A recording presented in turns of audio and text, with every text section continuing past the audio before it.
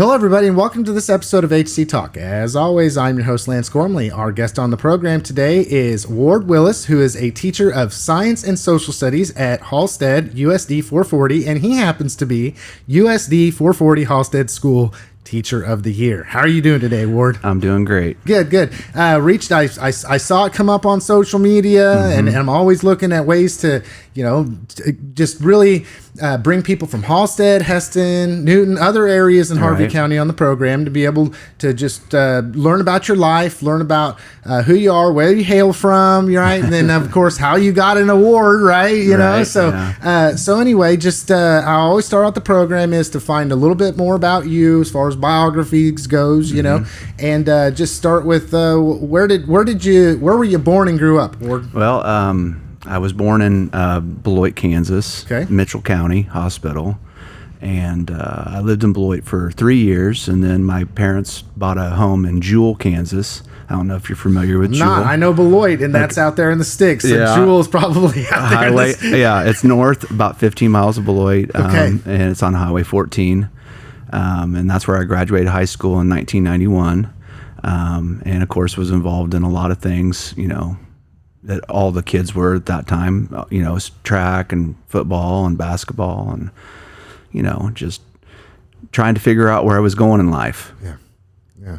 Okay, so what sports-wise, you mentioned, I know in smaller communities, it's normal for you to do all sports, right? Yes, like around very here, much it's so, like, yeah. I did football and one other one, but for people in smaller communities, if you don't know, they pretty much need you.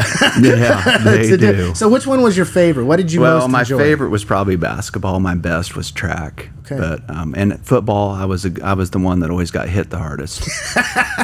So you're like, this ain't for me. I mean, I'll do it. I got to do it. But my goodness, All right. So what position did you play in football if you were getting hit, right? Well, it was wide receiver. Okay, yeah. So somebody that's a wide receiver would say, that's part of the trade. You catch the ball and there's 3-4 guys trying to just nail you as hard as they can. I had 3 guys tell me the hardest hit they ever had in their life was on me. And so that was that's my claim to fame playing football. You should be like, well, make a certificate. I'll sign it for you. Love it. Okay, so out there in Western Kansas, obviously there's not a college close by or anything. Did you choose to do the college track once you graduated? I did. I went to Fort Hays State and I ran track there for 3 years, not all 4, for Coach Crubb. And it was a good time. I really enjoyed Fort Hays. Yeah, it was a tiger. I'm a tiger. A tiger through and through. Through and through. Well, I'm really a wildcat through and through. Okay. But I love the tigers too. Okay, we got you. Yeah. Okay, so why Fort Hays and not? I mean, I don't know if there was the option where you're like, well, I'm a wildcat. I like K-State, but I'm going to go to Fort. What was the rationale behind choosing Fort Hays? Well, they gave me a full ride scholarship. Okay. First of all, and actually, Coach Crubb had coached at my high school back in the 60s, and he won a state title in 68 or 67 and 68 for Jewell. And then my senior year, we won a state title in 91. And we hit it off. And and he was just a good all around guy. And so it was the right place for me to go. Okay. So when you did graduate in high school, I'm going to go to Fort Hays and this is what I'm going to do with my education, or were you just kind of like, well, I know I'm going to go to college and figure it out from there? No, I was a psychology major to begin with. I had no clue what I was going to do. And then I had to do some soul searching because I did not like psychology classes. It was just not for me. And so I thought about who meant the most to me in my life. And there was my 5th grade teacher was very, very important to me. So I said, I think I'm going to be a teacher. And then that's kind of where it, and I love sports. So I wanted to be a coach and I wanted to be a teacher. So that was the route I took. And then when for people that are unaware, was it just an early childhood what you want to be a teacher, but there's different tracks there, right? I mean, sure. So I mean, because you're science and social studies, right? So you gotta like science and social studies. Yes, I do. Those are my favorite, and I love geography. Of course, I love that. I'm like a nut. I got this stuff on my phone that's like It's not Wordle, but it's called Worldle, and it just shows you a picture, and you're supposed to figure out what country it was or it is. And today it was, let's see, Indonesia.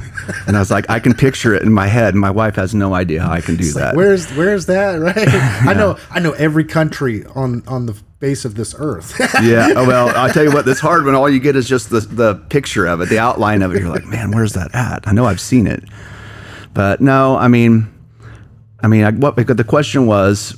Why when you decided to do education, there's some pockets in there, right? I decided to get a K-9 so I could go do kindergarten through 9th grade.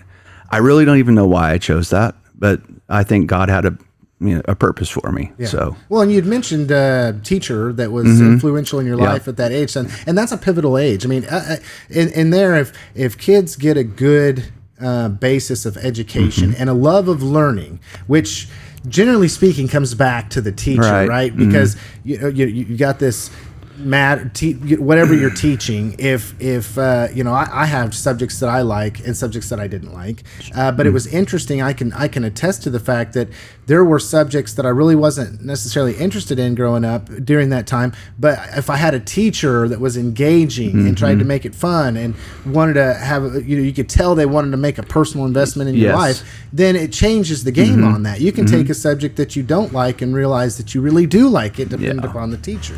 I agree. The thing he taught very well was the Revolutionary War, and just that whole, going all the way from, the Boston Tea Party all the way up to, the end of the war. So it was, that was a lot of fun, and he did do a great job. And I'm going to give him a shout out. It's Greg Tanzer. Okay. And he retired now, but he lives in Bennington. Still around, so if he listens to this, he's going to know that he knows. Yeah. And see, being a teacher, I would say that I would assume that if you did still to this day come across his path, I do it, that you would just be like, hey, you know what? You were the best teacher that I ever had. You made an impact in my life. Yeah. And I've told him that, and he knows, and he's very, very, very honored. Yeah. And he's well deserved. Yeah. I wonder how many times kids do, I say kids, but students do that. I would think it's a norm. I see teachers that I had, and I'm just, always have something nice or encouraging to say to them, even if I was like, when they were like I didn't like you at all when I was in 5th grade, but my God, as an adult, I see it, Yeah, they were making you a better person. Yeah. They were. I'm fortunate that I've been in Halstead for 30 years now, and I've taught. One year, I think I taught 15 kids that I taught their parents, and second generation. I'm not planning on going to third generation for sure. You never know, man. Come on now. But lots of gratitude. 30 years. 30 years. So when you graduated from Fort Hays, did you just go directly to Halstead? Yeah. Or okay. I was 22 years old. I was dumb and had no clue what I was doing. I thought I could conquer the world at 22. But then again, you take small town, Western Kansas. It's north. Technically, I think Beloit would be northwestern Kansas. Yeah. But because we don't really base it off of just northern Kansas. It's, right. If you're past this, Salina, it's pretty much western Kansas. but so you come from a small community. Were you looking for a smaller school system to teach for, you think, primarily because you came from a small school system? I would definitely agree with that. I wanted a little bit bigger school than what I grew up in, but I wanted a small school. I wanted a small town. I wanted that close knit community. I wanted some place that I could call home. Now, when I was hired, when I was in, I think it was 1995, I did not realize that I would still be in Halstead today, but life has a plan, and it works out certain ways. Yeah. So when you taking you back to the first year, okay, yes. you show up to Halstead. You did you have family from that area? I have a brother that lives in Hutch. Okay. I've got a couple sisters that lived in McPherson, and one of them lives there now, and one lives over by Hutch too. So there's some family in the area, in the region, right? Yeah, and cousins in this area. Okay, so you came first year. You showed up. You started teaching. What was the feeling like, or the kind of what were you thinking at that point in time? Was it something like, yeah, I'm only gonna be here for a little bit, or was it like, man, this teaching thing is just I didn't know. way different? I think I questioned what the heck did I decide to do with my life. I mean, because you're kind of there, right? It's like, Yeah. it's like, well, I'm in this place. You know, it's one of those things that we all do. We all create this in our mind, yeah. right? And it's like, okay, I'm going to this small town. It's Halstead. I got some family nearby. It's my first year here. This is where I want to be. Was it? Did it experience, or what? Did it work out that way for you? Well, I think, I don't know. I mean, it just seems like, my family's still here. It's easy to go see people here and there. Yeah, I do miss some of my family back home. We did, I should say, back in 2016, we moved my parents down here because they were getting a little bit older and things like that, to try to help them out. And so they currently reside in Halstead as well. Okay. So when we're talking about what subject matter you taught, what has it always been the same? No, at first I taught math, which that was a mistake.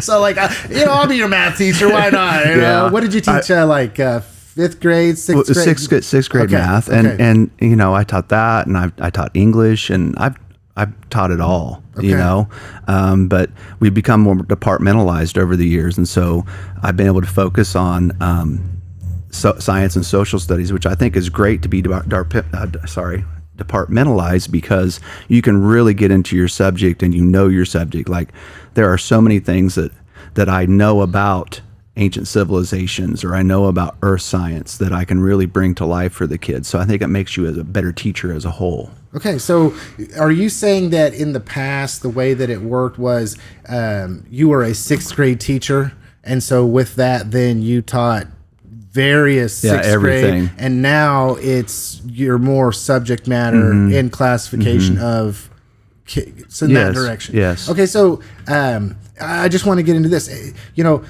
Having been a teacher for 30 years, being in the same location for that long, and watching education change and evolve over time, what are some of the biggest differences that you feel has happened in the last 30 years of teaching? Well, technology. I mean, I started off with chalk. I didn't have a whiteboard. I had chalk, and I didn't have a computer in my room. And nobody had a computer. And, I remember the second year as a teacher, I had a computer on my desk and I never turned it on. My third year as a teacher, I had a computer on my desk and I turned it on to play solitaire, and then it was like, well, you hear about the wide world web and you're like, I'm never going to use that. I got an encyclopedia. And there is not one moment in my classroom where I'm not pulling up videos, or I'm not Googling things, and I'm not like saying fact check and boom, or we are constantly just in motion with technology now. And, all of our kids have iPads, they every once in a while they like to go back, hey, can I get a pen and paper out, or a pencil and paper out? Because they'd like to do old school stuff too. And we have so many creative things that we do in the classroom on the iPad, without the iPad, and just hands-on things, because I want to try to bring real life teaching to the kids. And speaking of technology, something that I've found really interesting is, we went from a time, and I'm old enough to kind of remember what you're talking about, as far as we didn't really have computers. I think the first time that I played Oregon Trail was like 8th grade, type of thing. Yeah. But you can still find that old game. Right. But I watched it evolve to the point where my high school years, we would do a lot more typing on the computer and stuff. But it was still early on in the World Wide Web as we know it, and so now is part of teaching. Really helping the youth understand that they have this awesome tool at their fingertips. You mentioned you just Google it, just bring it up, and then from there find credible sources type of a thing, or where you're going. But I mean, if you look at it as a tool to better educate, or to use to help better educate our youth, is that something you feel is a win? I definitely do. I think, sometimes I take a deep breath and say, man, we just need to slow down, as a society, because we've gotten so fast. But then on the other hand, if my internet is not working, you almost for a second you're like, what am I going to do? And I said, you know what? I got it. Yeah. I'm in. I'll pull something up real quick because I've been without it and I've been with it. Yeah. And so really quickly I can figure out something just for the day to plan if that goes down. But you know what? Usually it's not down for more than 10, 15 minutes. Sometimes a little longer, but not very often. Yeah. Yeah. And then, okay, in the past, when we're going down this road or whatever and watching education evolve over time, there was a lot of textbooks. You know, like I can remember having a textbook for every class. And now, do you use more? Is it more fluid when it comes to that? Yeah, I don't use any textbooks anymore. Okay. Now I'll use them as reference for myself, but I have everything on slides, and I have slideshows. All my notes are on slides, and they're interactive with connections to videos that will teach them. Like for example, we'll say we're talking about making silk. You know, we're talking about the Silk Road. Yeah. And so I have a game where they have to match 8 things together, you know, by pictures, so they're learning how the silk process works. And then I click a video, and then they can see someone in, you know, India or someplace in the Middle East, you know, that's actually making silk and how it's made. Isn't that amazing? Yeah. And so it brings it to life, and the kids are really like understanding what's, you know, it's connecting all the dots. Yeah. Yeah, where before you'd just be reading it on a paper and have some obsolete pictures, and then that would be the same textbook for 10 years. And it is so much more interactive today. Yeah. Okay, so I always like challenges, right? And like what were some of the challenges? And I just want to, was that a challenge for you to transition from the old way of teaching, I'll call it, to the new way of teaching, or was it such a slow progression that it just most of it's been a slow progression, and you just learn as you go. Here recently we switched to Apple, and so that was like, you know, that was making a guy that had done, you know, a desktop for how many years switch over to you know, a MacBook, different software and different programs, and kind of be on the same wavelength, or being on the same wavelength with the kids. And yeah, I was a little apprehensive, but you know what? Once you start working with it and you start doing it, and you're like, wow, okay, these are really good tools, and so it's pretty seamless. I mean, yes, whenever there's change, we always think, man, I don't know, can we do this? But if you put your mind at the right way in the right setting, sure you can. Yeah. Yeah. Okay. So, and I'm going to throw this out here as a completely open-ended question. Over the 30 years, what do you feel has been the biggest challenge for you in education?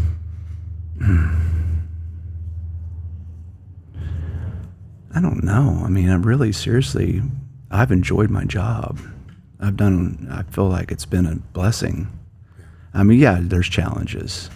You see, I don't want to get too into it. I mean, I've had a lot of kids pass away. I think 19. So. Okay, so could I frame it in a way to say one of the biggest challenges that I hear you saying is raising these kids up, investing in these children's lives, and then for them to not be with us anymore at that point in time? Yeah. It's tough. Okay. So on the flip side of that, what do you think is one of the things that has been the most rewarding about that?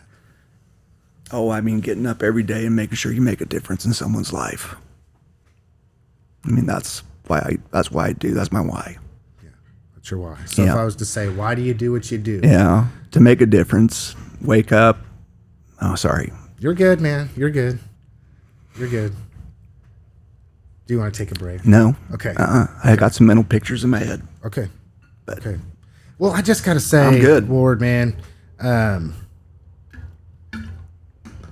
just watching you respond the way you have right now, right, just tells me where your heart's at, and how much you love the youth in your community, and the kids that you are able to impact and just the hope that you have for them to grow up and have a future. Right. So I mean, that's what I tell them. I said, I don't care if you learn one thing in my classroom, learn one thing. I mean, learn to be a better person. That's what I tell them. And leading by example is the way, right? Yep. Like what you do to invest, to care. I say, it would be difficult, and this is just me, right? We talked about it in the beginning. I said, when you'd go back 30 years and this, what you thought it would be like versus what it actually was like. I can only, I substitute teach occasionally, right? But that's, you're crazy. Yeah. Well, I think it's kind of just like, well, I don't know where we're at here. I have no relationship with any of these kids, that's hard when you don't have relationships. Right. There's no established, they're looking at me like, this guy. I know. I'm gonna take advantage of this guy. I know. He tells me not to talk. I'm gonna talk.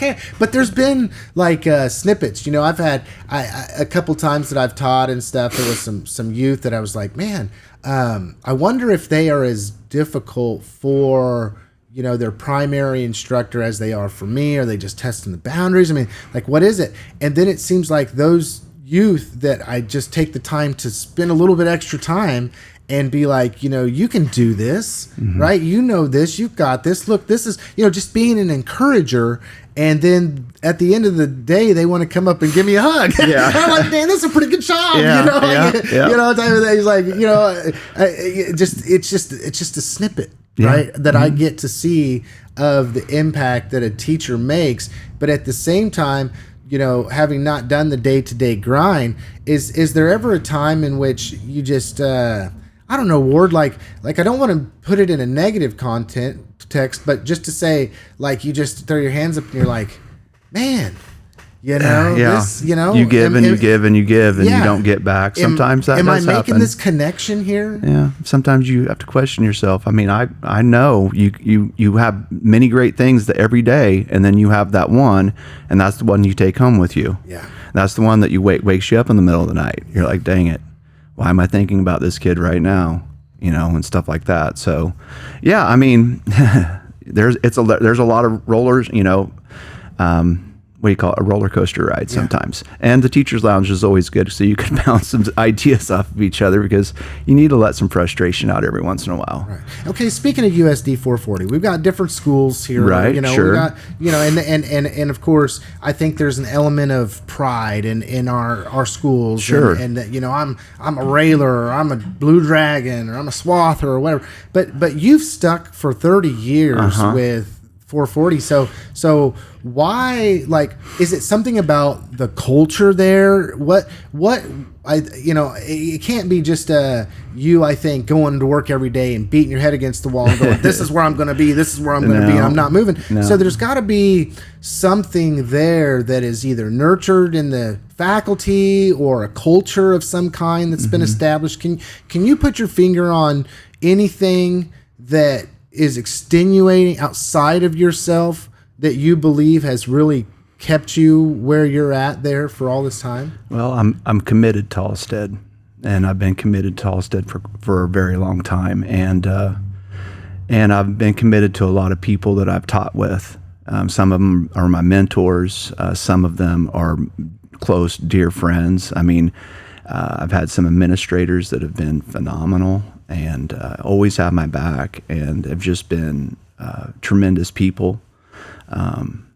And it's just, I don't know. And the community's been good to my children. The community's been good to me and my wife, and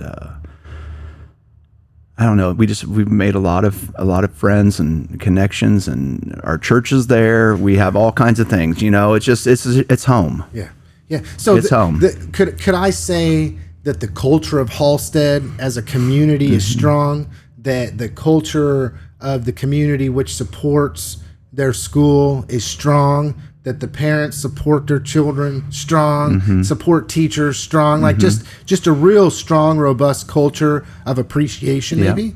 Yes, for sure. And I've always felt like that the community's had my back. And as I've gotten older and taught their kids, I feel like there's stories that are being passed down from generation to generation. Or, hey, Mr. Willis, you remember when you did that? Or, hey, Mr. Willis, I got some stories, but we're not going to go there. Yeah. They love to bring up. Yeah. I have different relationships. with, they're not just 12 anymore.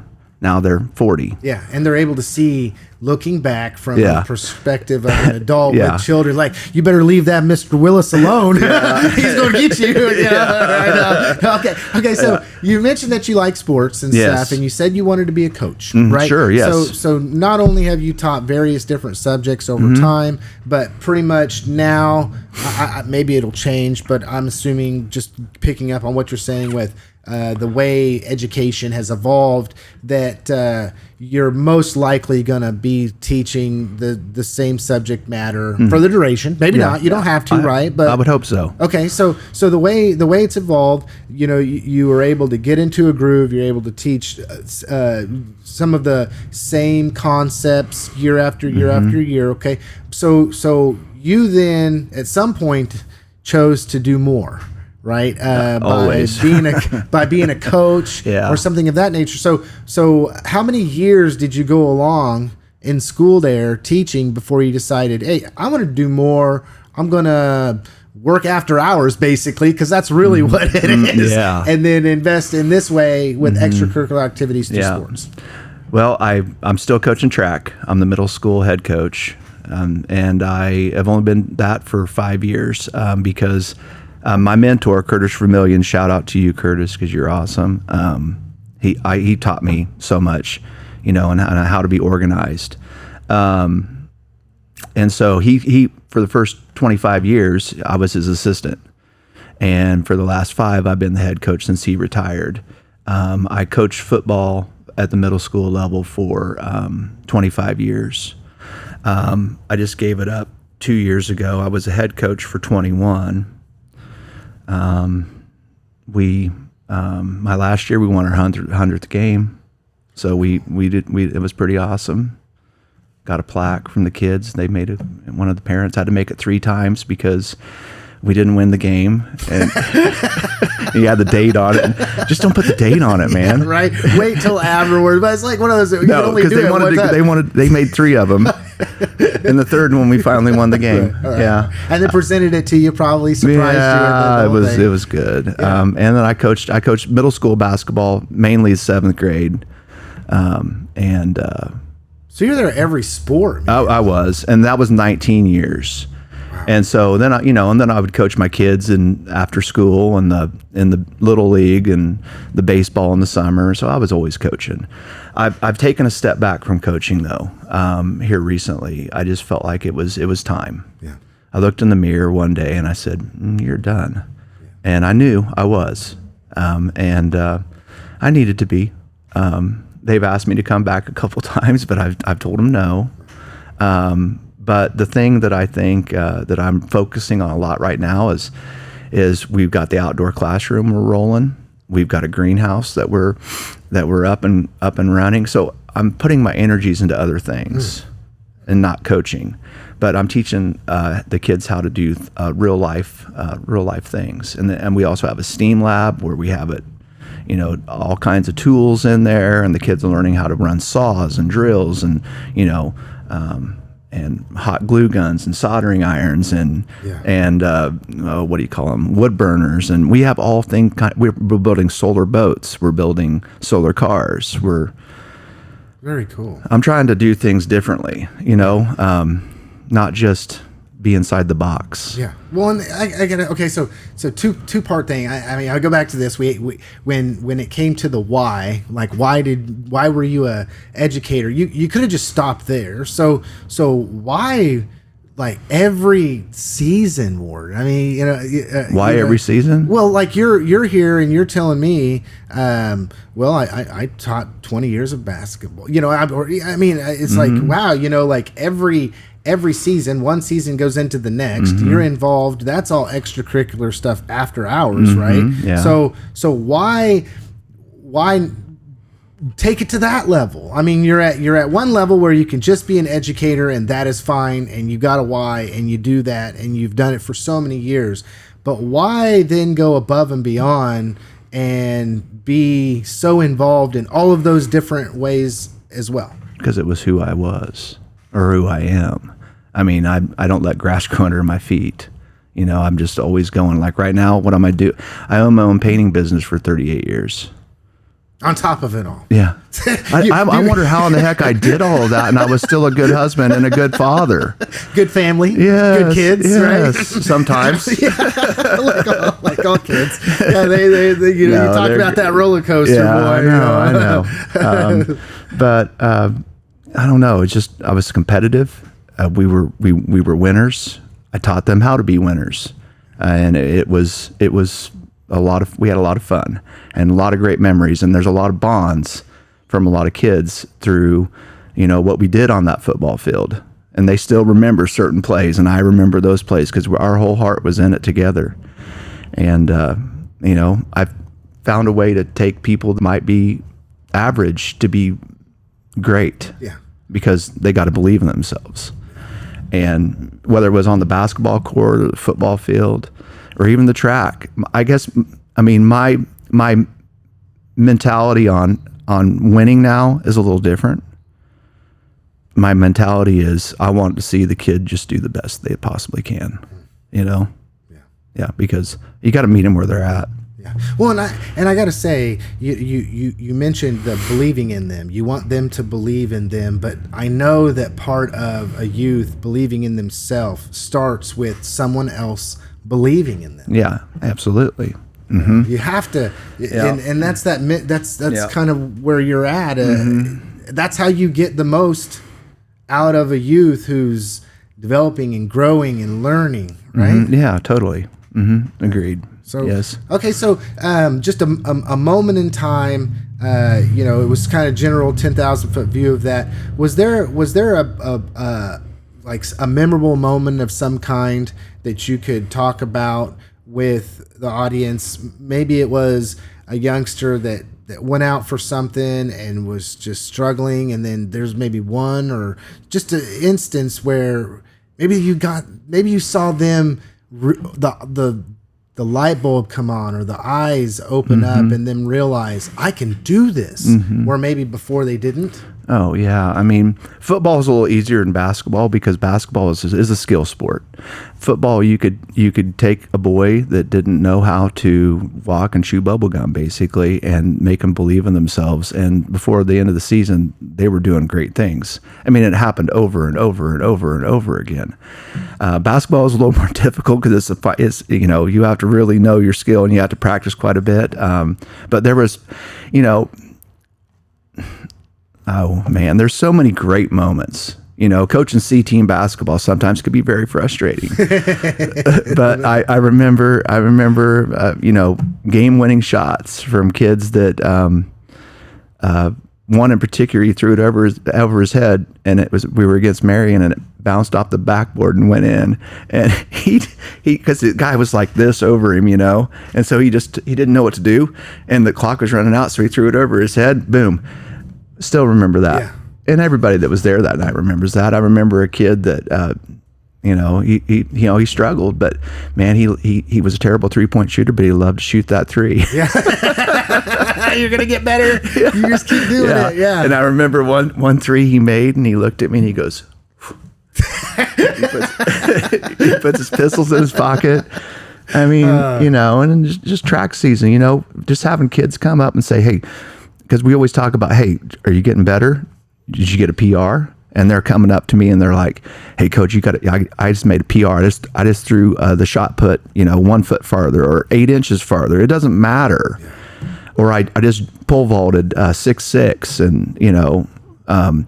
and there's the great ones that just whatever they do is awesome. And then there's the ones that really, set high standards for themselves. Yes. But one person in particular this year never ran the 2 mile.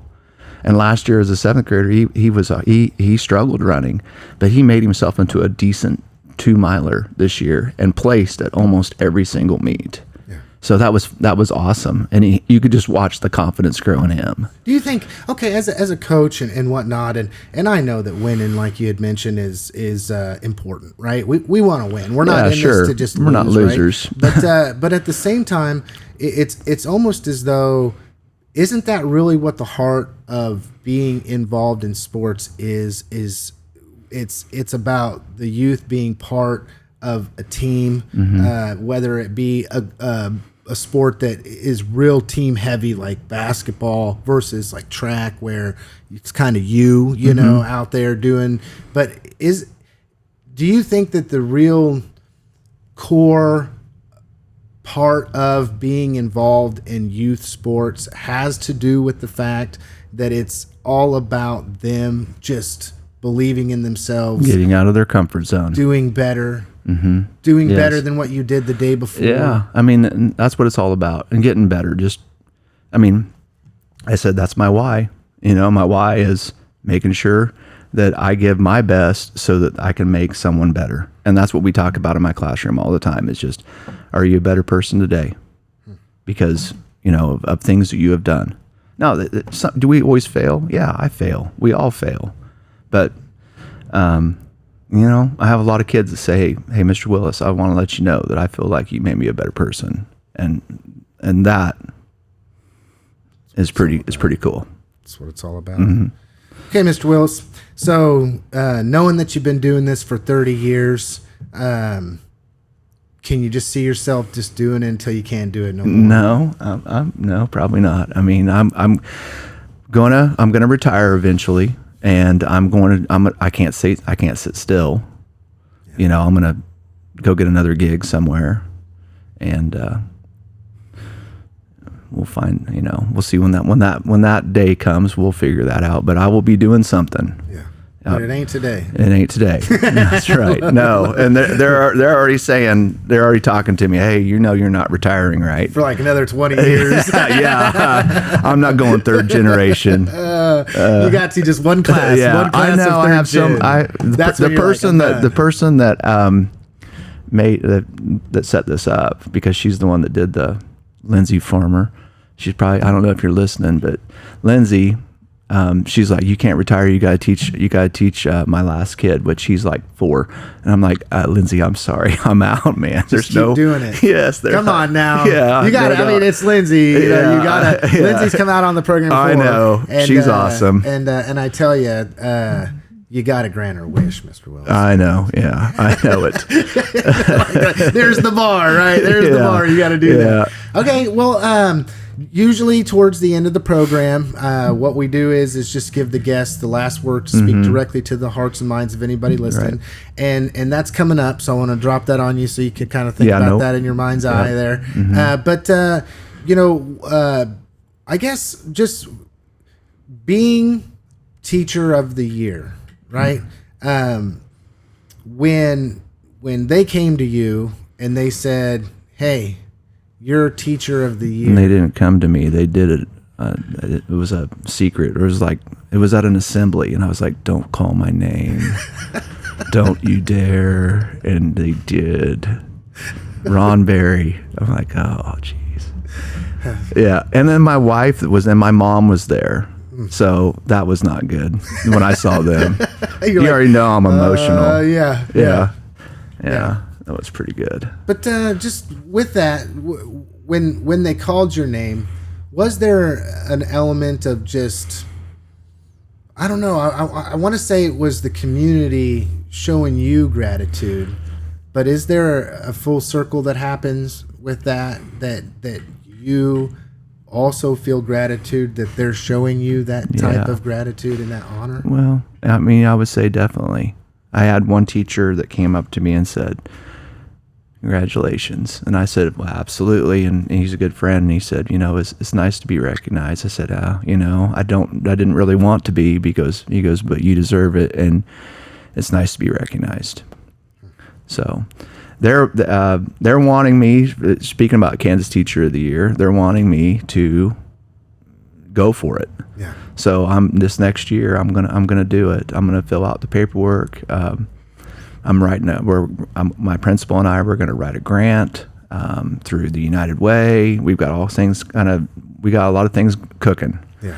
You know, and the greenhouse is going to take off. We had a sale this year, you know, and I think that it's really teaching the kids hands-on things. I mean, I've taught them how to plant seeds. I've taught them how to propagate. I've taught them how to, you know, do things that are not normally in the education field. Yeah. Yeah. It's going to be, and then we're building. I know that we could talk for a long time. We'll have to get somebody out here from 440 to talk with us about all the things that the Halstead Blue Dragons are doing, man. Well, there's a lot of good things. I mean, I don't know, Claire Clifford, she just recently brought her kids back from Carnegie Hall. They sang there. Yeah, I saw that. That was awesome. Yeah, you should have her on too. Yeah. She does a lot of tremendous things with the kids. Well, you can go back when this interview's over and tell them, it was all right, I love it. I know. Right. Yeah. But it's funny, I'm doing a lot of these, right? And it's always interesting to me because I think people have got to feel kind of the same thing that I did at the beginning, which was, I'm on camera here. I don't know, there's some nervousness or apprehension. So when people come out and they brave it, I know how brave you got to be, come out here and do it and whatnot. And I just really appreciate it, Mr. Willis. I do. Thank you. I call you Mr. Willis because you're a teacher here until they call me Ward. It's like, no, Mr. Willis, you'll always be Mr. Willis. Yeah, I know. Not very many people, they call me Mr. Willis. Mr. Willis. Even grown adults. I love it. All right. Okay, so as I had mentioned, we always give the guests the last word, and just to speak directly to the hearts and the minds of everybody listening, it's open-ended as you want it to be. What do you have for us? What do you want to leave with the audience, Mr. Willis? Well, I just want to say thank you to Halstead, and thank you to all the staff of USD 440 for being very supportive and all that stuff. I want to say thank you to the thousands of kids that I taught that have made my job possible. I'd like to give a shout out to my administration and, current and past. I've had a lot of good mentors over the years just thank you to Halstead as in general. And thank you for my wife, Nikki Willis, that she has been, extremely supportive and shoot. Yeah. I don't know if that was good or not. That was good. Okay. I appreciate you. Yeah. Once again, I'll say it again. I appreciate all your service. Yep. Thank you. To Halstead and the community, as a teacher, especially Harvey County, the whole deal. And maybe we'll have to have you on sometime in the future again, right? Yeah, you bet. All right. Yeah, I'll do it again. If maybe, who knows? We'll see. Maybe you'll be teacher of the year. Yeah, next time. And then I'm going to send this video straight to them. Yeah, you had a foreshadow of it. I hope. Yeah, if there's anything I can do, man. I mean, this would be great to have this viewed by somebody that makes this decision. Well, we just might do that. We'll keep you in mind. Keep me in mind. Yes, we definitely, for sure. Always. And that sounds good. Thank you for having me on. No problem. You bet. Yep. I just want to say thanks for listening to this episode of HCTalk. As always, I was your host, Lance Gormley, and our guest on the program today was Mr. Ward Willis, who was the USD 440 Halstead Blue Dragons Teacher of the Year. Yep, you bet. Have a good one, everybody.